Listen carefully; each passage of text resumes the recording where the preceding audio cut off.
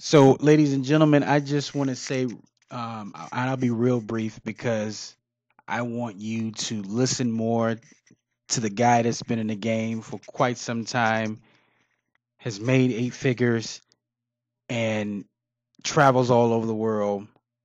Son is 4 years old and has been to 80 to 90 countries. This is a life that some people read about in fiction books and think like that sometimes that this could be a fairy tale. I mean, the guy literally has a home in Canada, a second home in Hong Kong. I mean, and he has his privacy. He's not out there like stars where people know who he is. He can literally show up in an event and nobody knows who he is. Doesn't have to know because it's really not about people knowing what you do. But if you ever listen to anything, listen to this. And he has an opportunity in here because he's having a mastermind in Hong Kong here this month. So if you fit the description as the entrepreneur that totally could use something like this, I have my code here that he's given me to let my tribe know about this. Use it immediately. You don't have much time, but I just want you to sit back without any expectations or anything. Just sit back and just listen to a guy who's actually living this life. Enjoy. Okay, ladies and gentlemen, today you have a treat. I have finally met the sensei. And what I mean by that is I had a conversation with a gentleman. We were talking about some of the top marketers. And this gentleman, Peter Parks, was one of the men who were mentioned. And I was just like, okay. And I tried to join his Facebook group, and there was nothing because he had so many people in his Facebook group. And then I was like, well, I haven't heard much about the guy. So then I went and did some research, and I saw one of the studies he did, and this was back in 2000, I want to say 2009. You had a PayPal page up, and you had something about 36 hours. It was going to be 36 hours, and you was going to show how much income you could make in that time. And when you started off, you had nothing. And then when you look back at the page, it was like $8,000 like sitting there.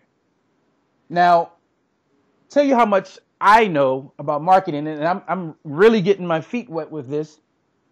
I used to think that you kind of had to be out there like the Grant Cardones and the Gary V's and show up everywhere and be all over the internet face-wise. But when I spoke to you yesterday, you humbled me because in the marketing game, it's about reaching traffic, but you don't necessarily have to be in anyone's face. You can actually be a guy that's behind the scenes and still be making millions. And that's what I want to start with. And I'm going to ask you to talk about your lifestyle because we know that people weren't born marketers. Can you talk to me about the young Peter that was lost and was trying to find his way? Can you give me a brief story about that, Peter? Yeah, sure, definitely. First of all, thanks, Abdul, for having me on the call here. No problem. So I want to value everyone's time, so we'll just cut right to it because everyone's always wondering, well, what's in it for me and what can you do for me? So just a little brief background on myself. I've been in the direct corporate sales environment for 20 years. But previous to that, I was like everybody else. I was a rambunctious little teenager. I was my dad. He had an iron fist. We're European and everything, so he was like, you got to get good grades, you got to go to school, you got to work hard.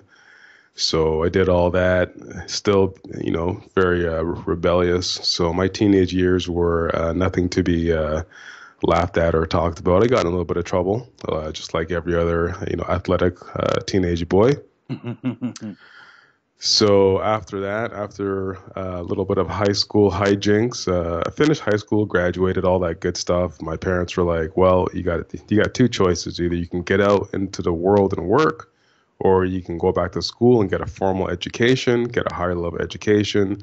It's up to you, but you got to do one or the other. You can't lay around the house all day." So Wasn't really a big work ethic guy back then. I mean, I started working when I was like 8 years old, had a paperboy job, you Ah. know, did all this stuff, sold socks door to door. So I guess you could say my very first foray into direct marketing or direct sales was selling socks door to door. Sold that for a company called Chief Wholesale. Sold socks for like $2 at the door. So that was like my first role into direct marketing, direct sales. So I decided after that I better go to school because my dad was one for like we're colored, so we already have two legs down. So you Mm. better get an education. So you know how it goes, Abdul. Like your parents are really like education is the key, especially if you're a colored individual. So you have to you have to kind of stand out from the crowd. Totally. We don't want you washing dishes in a restaurant. So my dad comes from humble backgrounds. He only has a grade 4 education, but he built himself into a multimillionaire in real estate. So I have a lot of respect for him, more so than some of my friends that have their PhDs and their masters. Because my dad had to go learn the school of hard knocks with only a grade 4 education. So he got taken advantage of quite a bit. He lost a lot of money because he wasn't really good at math. So people took advantage of him like when he knew it, but he had street sense. So the street sense and the street smarts took him through and made him really hard nosed. And like I say, now he's a retired multimillionaire in real estate. So I learned a lot from that. Your parents are your best mentors when they want to be. Wow. When they want to be. Yeah, when they want to be. A lot of parents out there, you know what I mean? They want to be your best friend, but they don't want to be your mentor. They don't want to guide you. So that's, and that's what I try to do for my little baby boy now is I try to be his mentor. I try to guide him. So, but we'll get into that later on. Okay. So stepping back, so I went to school. I got a bachelor's degree in commerce. Finished the university thing. But at the end of it, I was just like, I asked my professor a very important question because the 4 years that I went through university, we learned how to build case studies and put together case studies and businesses, and then at the very last end of it, after I finished my exams and everything, it didn't dawn on me to ask my professor, but then I asked my professor at the very end. I said, "How many businesses have you actually built?" Wow. And he said none. And that's when the epiphany hit me. I was just like, I just spent 4 years, like 4 or 5 hours a night studying, building, researching. I just spent 4 years of my life, and I'm learning from someone that's never built a business before in their life. Wow. So that's when it really kind of hit home for me that this is, and I don't deter anybody from getting a higher level education because in some services, you need it.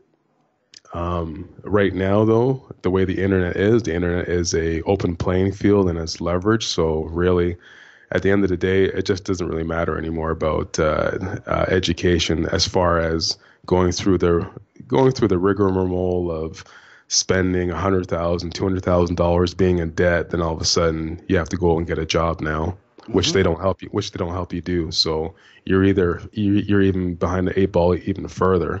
Yeah. So after university, I went right back into the corporate environment. I was lucky enough to get a corporate gig right away. Didn't pay too much, but it was a learning experience for me. So a piece of advice that I can give anybody that's in a situation where they're in a corporate environment and they're learning is I would find the best person that's in your corporation right now that is what we call the bell cow or the person that's bringing in the most income, and I would stick to their bottom like flies on paper, without swearing for your crowd. Oh no, you can swear. It's no problem. I want to ask you a question. So I was watching your old videos, and you were teaching Facebook ads. Like this video was published around 2012. This is 5 years ago. And something you said in that video that really hit home to me. You started to speak about your son, and you were saying that you have a new guy that's getting ready to come into the world. And most people, when they think of kids, They start thinking like, okay, well, it's time to get the house and the white picket fence. You know, mother's going to get a car, father's going to get a car. It's time to find one place and settle down and become. And I'm not going to just. I don't want to use the word mediocre, but just become that person. But you told me yesterday, in 4 years, your son has traveled more than some people have traveled in their whole life, which I totally admire. The type of education you teach your son now is like top notch. Can you tell me that mentality of what you want for your son, as far as education and what you want to teach him? Yeah, definitely. So my parents raised me with an iron fist when it came to education, even though they didn't have a lot of money back in the day Mm-hmm. for to do that.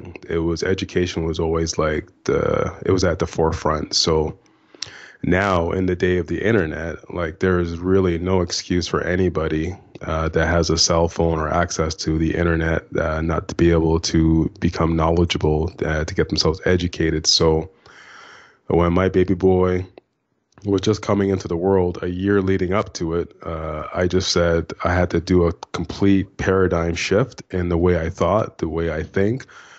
I really put my foot down on my business so that my whole entire rock star A player team built up my whole entire business for me. Mm-hmm. While I didn't have to, I wanted to make sure that I was there for my son for the first at least 4 or 5, 6 years of his life, rather than working in my business. So I made a decision that that I was going to propel my business to the point where it is, and B, make sure I be around my son. That being said, I've been able to hang out with my boy every day. I've been able to school him, mentor him, teach him. I'm a firm believer in traveling. Traveling will open up your mind because you'll be able to see different cultures. You'll be able to immerse yourself with different thoughts of methodologies of the way people think, the way they react.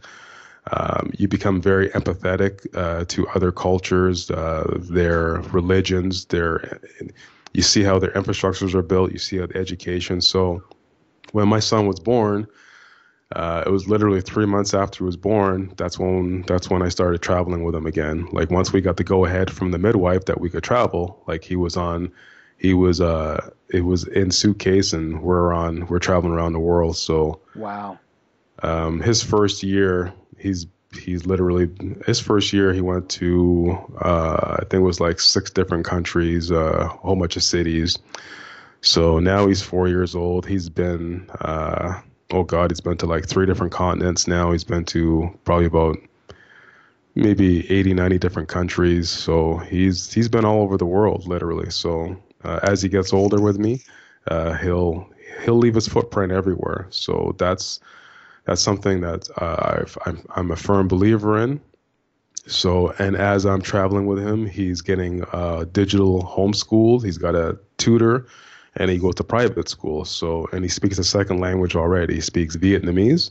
Wow. So he'll be learning a third and possibly a fourth language, but before he's maybe 7, 8 years old. So I believe it's very important for any parent, even if they don't have the ability to travel.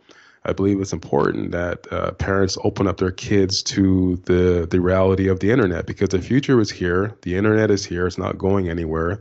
The future is coming. It's like a wave.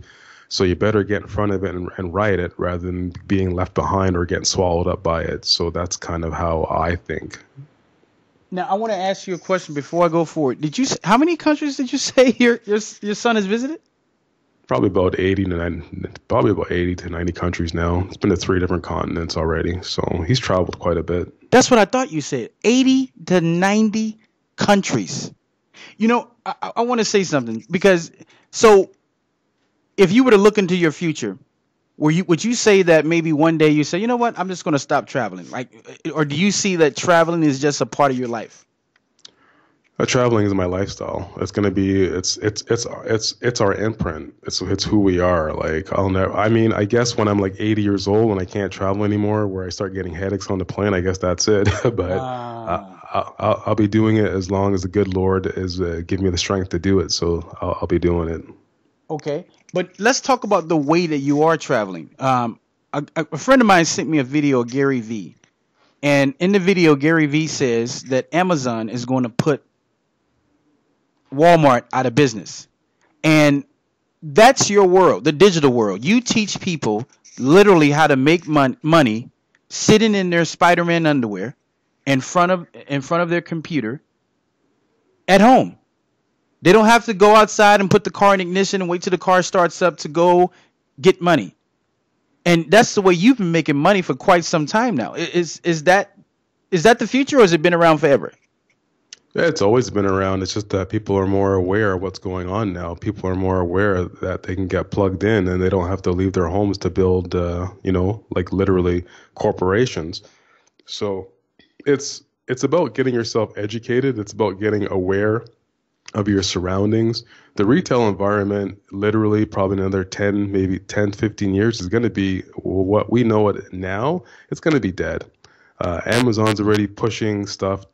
Like, I mean, you can get stuff from Amazon in 2 days, a day. I mean, how much more lazy are we going to get? Like, who wants to get in their car and to get stuck in traffic for 45 minutes to get to the mall and to get stepped on, to get pushed on, to get spit on, and get people pushing you around, and then have to go shopping when you can sit in your own lap, in your own chair and kind of hang out and buy what you want, and that's it, dropped off at your doorstep.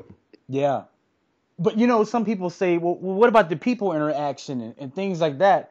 I mean, I can't speak for everyone else, but the older I'm getting, the more and more I'm like, I don't need to hang around many people. I don't know if that's a flaw of mine, but let's talk a little bit about your what you have going on, because you have something interesting coming up here in Asia this month. Can you talk about that a little bit? Yeah, sure. So every year I hold mastermind events. I hold 2 or 3 of them virtually. Then I have a big one or two that are like at exotic locations. So what I do is I always make sure that I pick the right entrepreneurs that have businesses or that have a really good idea for a business, and I help walk them through the process of how to build a business, how to grow the business, how to scale a business, and how to profit from a business, and then eventually exit the business that they're building. Because every business that you build should be an asset. I don't believe anybody should be working online, trying to build a business just for the sake of building a business and not having an exit strategy. Because at the end of the day, you don't want to be doing what you're doing for 30, 40, 50 years. Obviously, you want to build a business, build it to scale, and then put it in a position where you can exit it. That's your asset. And then if you want, repeat the process. So that's my mindset when it comes to business methodology, and that's what I teach entrepreneurs. So that's what I have coming up in Asia. I have a very high strike rate, which means that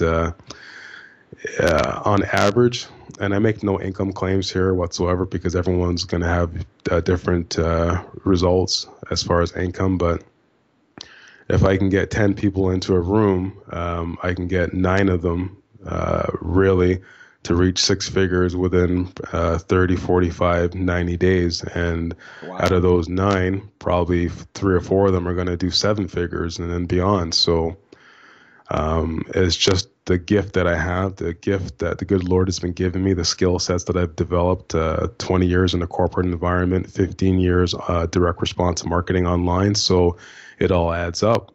And that's the gift that I have. So Wow. that's what I have coming up pretty soon in Asia. Okay. So you said something interesting. You said the right client. Who is the right client for you? The right client for me is clients that are coachable, they can follow instruction, and they're willing to get their feet wet and get their hands dirty. They're not going to sit on the sidelines, and they're not going to have a scarcity mindset where they're like, well, what about market conditions? What about timing of moving into a market? What about is this market better than this market? All that stuff is like, it's all fodder. Like, Mm-hmm. you have to understand something, that the internet There's millions and millions and millions of people coming online every day that don't know that are just being exposed to the internet for the first time. Those are customers. Those are prospects that you can turn into customers. There is no such thing as saturation in a marketplace. I don't believe that. Mm-hmm. There's saturation in a marketplace because that person who thinks that doesn't know how to market. So when you understand how to market and you understand how to tap into people's emotions and tap into, either the good emotions, the bad emotions, both of them do work, you'll understand how to sell anybody really anything in an ethical, moral manner. So I teach my guys and my girls, you can be a hardcore direct response marketer online and you can sell anything that you want as long as you provide value to people and you're ethical about it and you don't rip anybody off. You can become a multimillionaire. So it's easy to do it. Just follow the path. So that's kind of my mindset when it comes to that kind of stuff. I don't believe in any type of competition. There is no competition. The competition is yourself. You are your own competition. So even I see people that talk about, well, what about Amazon and Walmart and what about them? Amazon is giving you the ability to piggyback off of what they're doing. So if you're smart, you'll understand what they're doing, and you'll roll with it. For every big major business out there, they have holes in their business. They're not servicing a particular market or they're not servicing a particular customer. If you can understand where that hole is, you can move into that hole, plug it, and that's where the profits are, and that's how you start to take away market share. So that's how you need to think about business. And a lot of people don't think about business like that. They just think about, oh, it's Amazon, I can't build a business. Nothing could be further from the truth. Wow. And you have a different philosophy too. It's so funny. So I'm a member of this 5 a.m. book club, and I was talking to one of the members, and I was telling them about this interview that I'm getting ready to do today. And then I just kind of threw your name out there, and she's like, "Excuse me, who did you just say?" I said, "Peter Parks," and she had went to an event that you spoke at, and she said you only spoke like 15 minutes, but when you spoke, it was powerful. But she said I think there was 2 things that you said there, and it were like one word liners, just one word. And it was so powerful what you just said. You said something like go, and then you said something, and then you said do. 2 things. And we sat there and we were like, that is so powerful. That's just one word, but it means so much. Like when I hear the word go, I'm hearing like, if there's something that you have been procrastinating about and you've been sitting on the sidelines for so long, just go freaking do it. So how much of Asian philosophy, because you're a black belt also in martial art, how much is Asian philosophy into your business, your way of thinking? It's part of a heavy influence, the way I think. Like the Eastern culture is all about flow. It's all about energy. So that's I'm a big proponent of that. And in regards to business, if you can turn that flow into your business and put that energy into your business, the proper energy, your business can scale to wherever you really want it to go. There's nothing stopping you. So it's just a matter of when you bring people together, the right people together, and they have good energy about them, you can translate that energy into a business product or a business service, and you'll be able to market that with the same energy, and you'll be able to tap into people's inner cores, like their inner desires, let's say, their inner aspirations. And when you do that, you'll match the message with the market. And if you can do that, then it's pretty much game over, because you've established yourself as somebody in the marketplace that is giving a lot of value, a lot of upfront content first to be able to attract that ideal prospect into your funnel, let's say. And then from there, it's about nurturing them and cultivating them and letting them understand that it's not about pitching them on a product. It's about introducing them to something that they actually need and they want. And if you can follow that kind of methodology, then it's just a matter of repeating that and putting paid traffic behind it to be the fuel. and you'll have income for life. You'll never be broke. You'll never be hungry. And once you learn that skill set, you'll be able to pass it on to others. So that's kind of my philosophy when it comes to business, and a lot of that is the Asian influence is all about the flow and all about the positive energy. Wow. So you do a few things. There is one thing that you do where you'll take entrepreneurs out, let's say I think you take a small group, maybe about 5 or something like that, and correct me if I'm wrong, but you'll take them to a part of the planet where it's just like you and the guys, and you could be on a boat or something like that, and you guys are spending a few days, and you teach them one-on-one, and then you have your masterminds. And do you also have digital courses? Yeah, I have a couple of digital courses. Most of my digital courses are either sold out, or I just don't open them up to the public, because I'm a firm believer in I don't want to give that stuff away too much. What I want to do is when I have a certain number of customers come in the door, I want to be able to service them properly. I want to be able to give them the proper deliverables so that they get results, and then let that marinate for a time being. And when I feel it's time to open up the course again, I'll open it up. That's one of the reasons why I've been very successful with information products, is I just don't release it to the general public, to the general masses, so that they can consume it. Because as you and I both know, Abdul, when you do something like that, you kind of open yourself up to a lot of inconsistencies. Because if you open your product up to the mass market will take it. But then out of that mass market, how many will actually, implement and take action? So I've learned from my mistakes, and I've said to myself and my business partners, I've said, we're only going to open this up for a limited time to a limited number of people, get them in the door, get them educated, get them up and running, make sure they're successful. And then as we do that, put those case studies out there. So I'm a big case study marketer type of a person. I believe that rather than me beating my chest and saying I'm the best at what I do, which I'm not. There's lots of guys that do, and lots of girls that do what I do. But what separates me from everybody else is I have the case studies to back it up. Wow. So I always lead with case studies. And one of my mantras is testimonials and case studies will fuel and drive your business, so you don't have to. Whoa. So you don't want to just be a lot of fluff. You want to show people that, hey, the stuff that I'm actually teaching you actually works. Yeah, exactly. Like I believe that's irrefutable proof. If you can push that out there, people can only think one way. This guy's stuff works. Oh my God, look at all these case studies. Well, then that tells that person that should be me. That should be me as the case study. So that's why they want your product even more, because when they're looking at all those everyday, I'm not saying everyday average people, but when they see all those people, that person that they're looking at is in a mirror, and they're saying, well, wait a second, that person doesn't seem any smarter than me, doesn't seem any brighter than me. Why shouldn't that be me? Like, what's going on here? Mm-hmm. So it's a deep psychological trigger. Yeah. And that's how you kind of have to market. If you can understand that content marketing and psychological marketing will always outbeat and always outsell product-based marketing, like you'll never be hungry, you'll never be broke, because it's about in an ethical manner and an honest manner. It's about tapping into people's innermost aspirations, dreams, desires.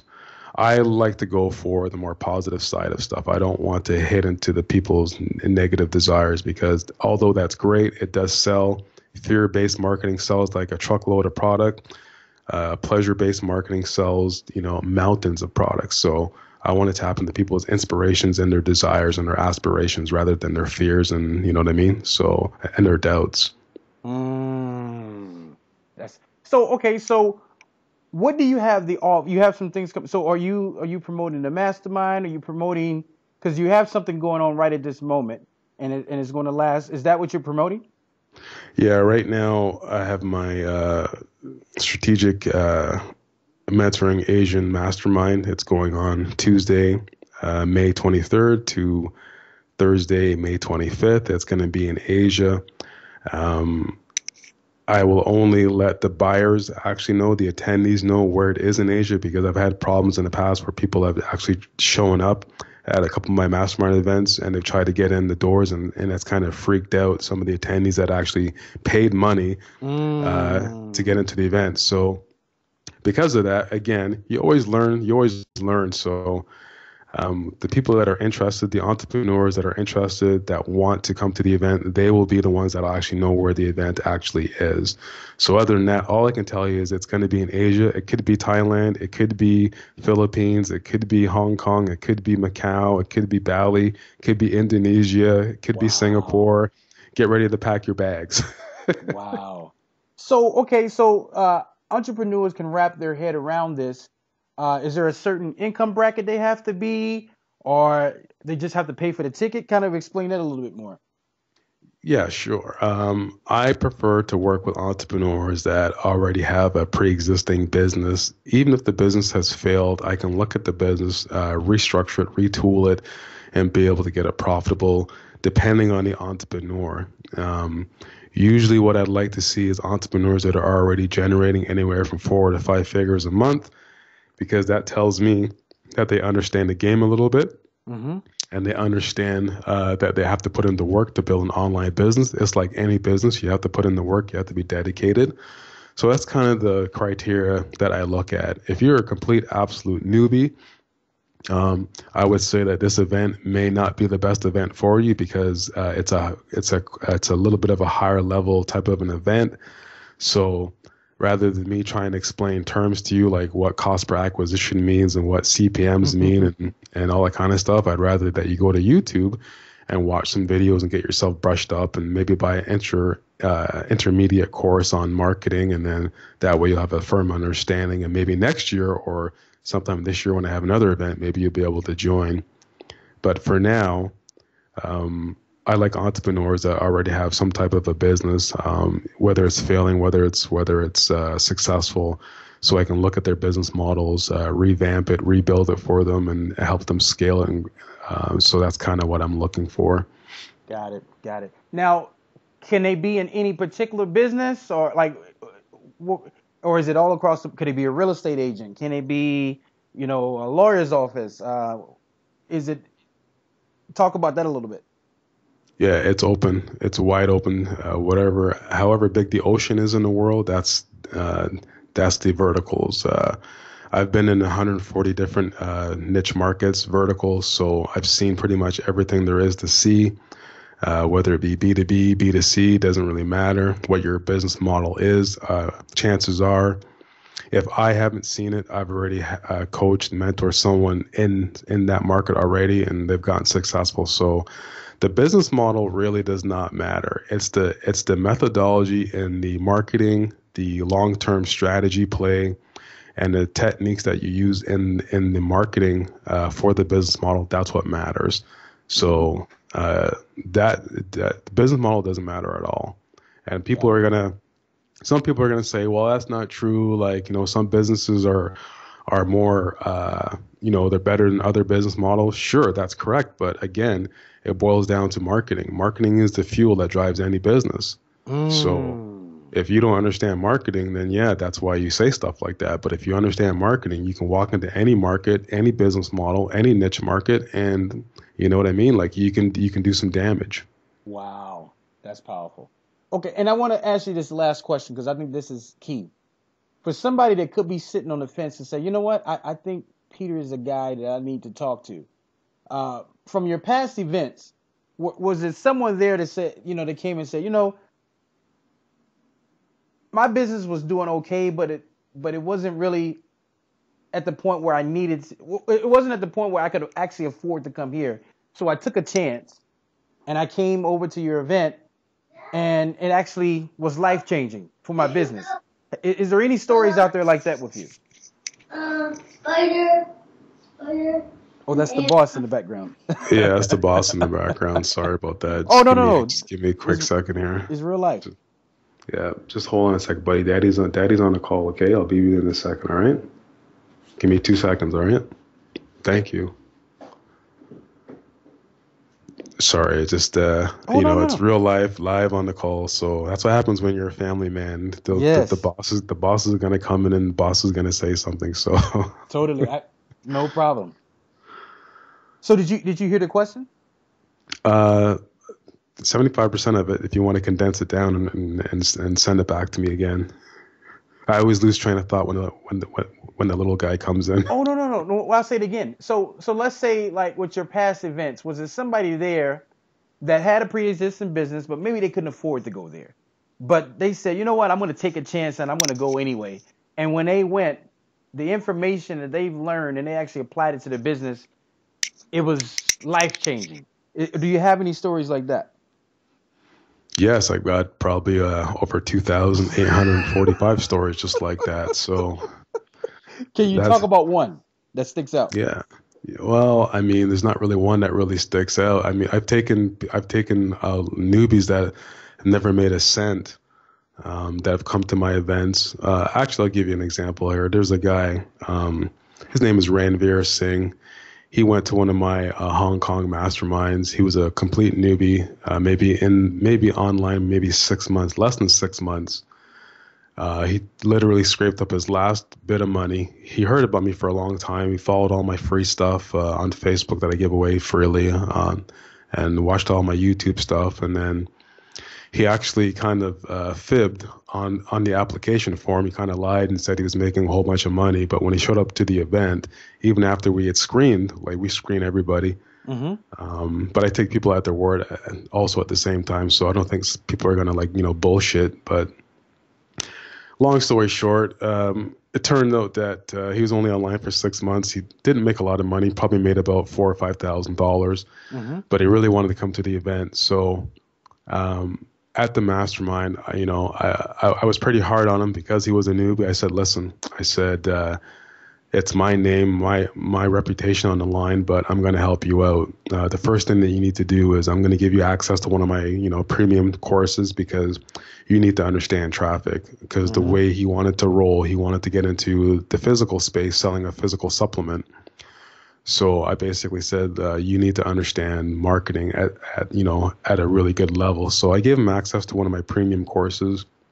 I said, follow this course. Don't ask me any questions until you've completed the course, because that way I'll know that you understand what's going on.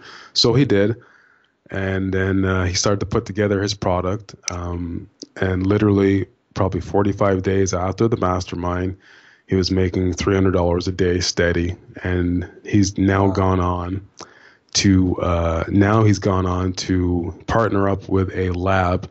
He's developed his own premium supplement for a particular niche in the market. I can't give away his niche market, but he's developed a premium private label supplement now for a particular segment of the marketplace. And he's got a lab, one of the best labs in the country that have partnered with him, producing this product, and he's already blown past six figures a month, and A month. and uh, Wow. selling a physical supplement. So that's a unique and extraordinary and not typical case study, but that's how it happens, and that's a complete newbie. So I say to anybody out there that's listening, if you're a complete newbie and you want to be successful online, it is totally doable if you find the right mentor, you find the right business strategist, you find the right person, you hang around the right group that's going to help you. Exactly. There's a lot of fluff out there. There's a ton of noise out there. I don't begrudge anybody that's in the market who says they're a coach or a mentor or a life coach or a guru or whatever it is. As long as you're being ethical and honest and you're helping people out, that's all that matters. So, Wow. Wow. Well, Peter, thank you, sir. I have to ask you one last question after this interview is over, but yeah, I mean, thank you for taking your time out. And I want to just say to anyone that's thinking about this, and I'll have the code that you should put in with this, if the link and everything, is that if this is speaking to you, don't sit around and just think about it. Just go for it. What do you have to lose? I mean, the guy has a lot of experience, and you're learning from a guru himself. So I would not hesitate. So that's my advice to you. Thank you again, Peter, for taking time out of your day for speaking with us. No, thank you very much for taking the time as well. So I just want to reiterate and just let everybody know that I'm a pretty laid back guy, very chilled out. I'm the furthest thing that you'll ever consider a guru. I'm just an everyday normal guy. I'm a family man. I love my little baby boy. Love to travel. I'm just like you, except that obviously I've got years of experience in the game. So anybody can do it if they want to do it. And that being said, I want to see everybody in the profit zone. So take care, everybody. I don't have anything to add to that, guys. He said enough.